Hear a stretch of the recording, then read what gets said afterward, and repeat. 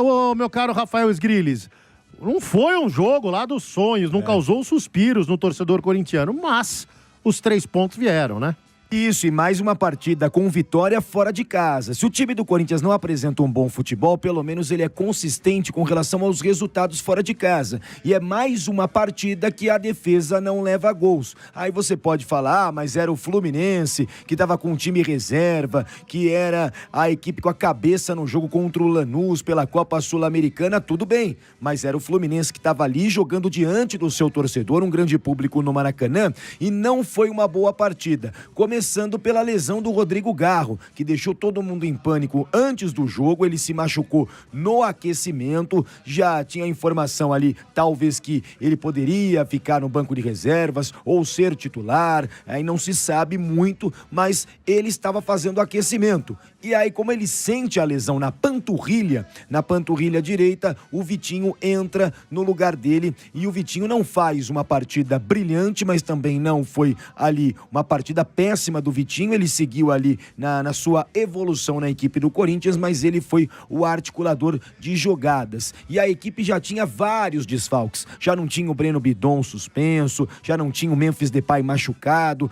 então também vai tirando o leite de pedra o técnico. Se o Crespo faz isso no São Paulo, o técnico Dorival Júnior também, e ele vai colocando o baliza 0 jogo a jogo, para não levar gols, seja na Copa do Brasil. Na Copa do Brasil o Corinthians ainda não sofreu nenhum gol. No Campeonato Brasileiro, isso aí já era um pensamento quando ele chegou à equipe do Corinthians, de não levar gols, né? Tá reduzindo o número de gols sofridos. E fora de casa, quando não precisa propor o jogo, o time defensivamente entrega. Não é um futebol brilhante, não é um bom futebol, mas foi o que deu para fazer com o Rian no time titular, ali a volta do André Ramalho, que até jogou bem o André Ramalho nessa partida, mas continua com a linha com 3 zagueiros, com a saída com 3 jogadores. E o Dorival Júnior, na coletiva, ele reclamou do pouco tempo de recuperação entre uma partida e outra, né? O Corinthians jogou na quarta-feira contra o Furacão, né?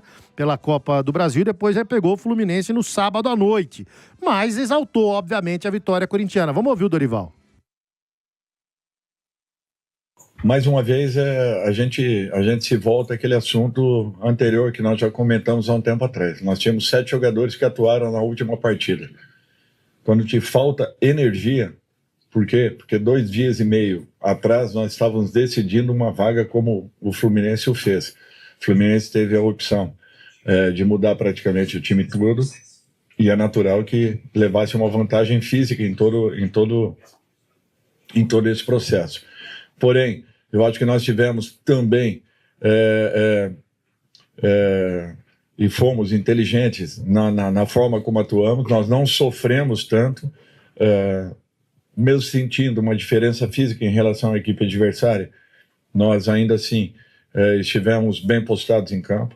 Se não me falha a memória, de 26 partidas que nós aqui estamos, em 13 delas, 50% nós não sofremos gol. Não sei se é mais ou menos são esses números, mas me lembrei assim vagamente a respeito da situação, e se era naquele momento um problema muito sério que a gente vinha atravessando, eu acho que nesse sentido nós encontramos um caminho.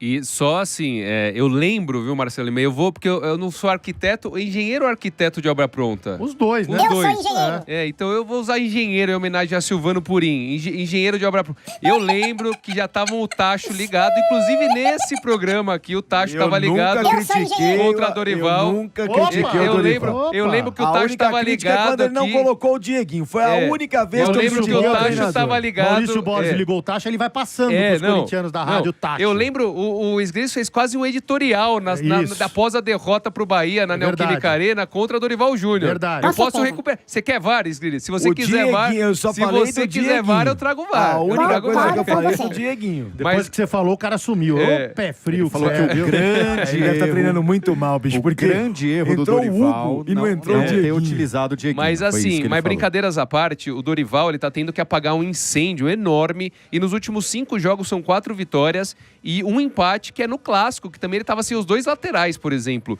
Então, assim, dentro...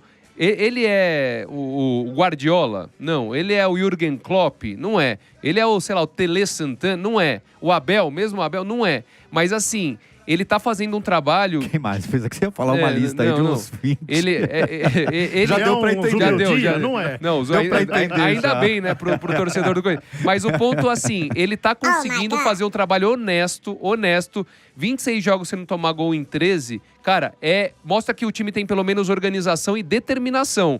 O futebol é envolvente, você consegue analisar desempenho e falar, nossa, que desempenho maravilhoso. Mas, cara, olha a escalação que ele levou a campo no Maracanã diante do Fluminense. E fazia tempo que o Corinthians não conseguia um resultado bom no jogando no Maracanã contra o Fluminense. Então, assim, o trabalho dele é bem feito e dentre as dificuldades que ele vem encontrando, tá? O resultado, eu acho que é até melhor do que ele teria a obrigação, digamos assim, de entregar. Então, portanto, estou reconhecendo, viu, Dorival? Pouca gente está reconhecendo o seu peso nessa sequência de 5 jogos aí de invencibilidade. Balança também.